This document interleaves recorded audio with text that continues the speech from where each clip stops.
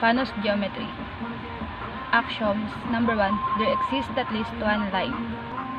We'll call this line A.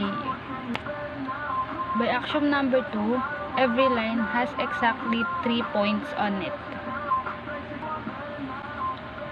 Points A, B, and C. Number 3, not all points are on the same line. So it is safe to say that there is another point not on line A. So by axiom 3, there's another point, D. By axiom 4, for each two distinct points, there exists exactly one line in both of them.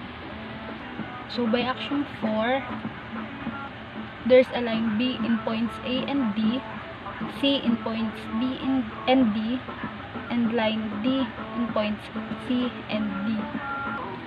By axiom 5, each two lines have at least one point of both of them. So there would be another point on lines B, C, and B. But by the theorem, any two distinct lines have at most one common point.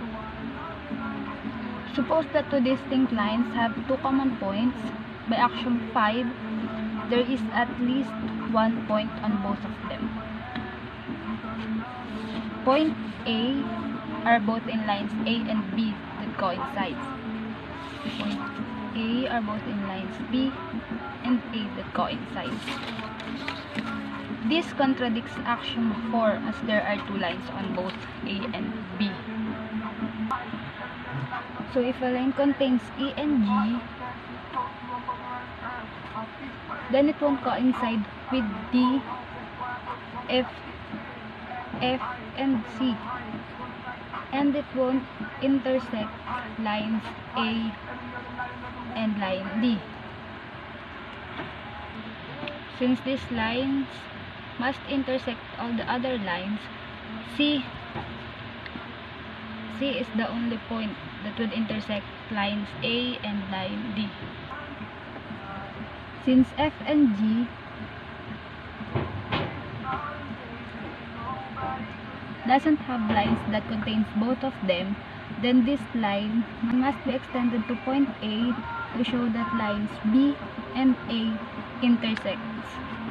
Similarly, B and E and B and F doesn't have lines that intersects both of them, then we can safely make a line that will connect lines B and D through point B. By making this line, the axioms and the theorem are also followed.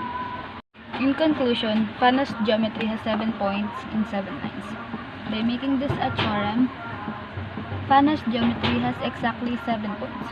By proof, suppose that there is an 8-point H. By axiom 4, there must be a line L that contains both A and H.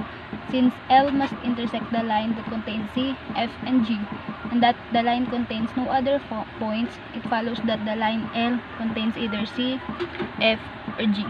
Thus contradicts axiom 4. By the theorem, Fano's geometry has exactly 7 lines. Proof that suppose that there is an 8-line L. By axiom 4, each two distinct points must have exactly one point on both of them. Thus, the line L contains at most one of the 7 points. By axiom 2, though the line L contains 3 points, therefore L contains at least 2 points that are not among the 7 points. Thus contradicts that there are only 7 points in the geometry.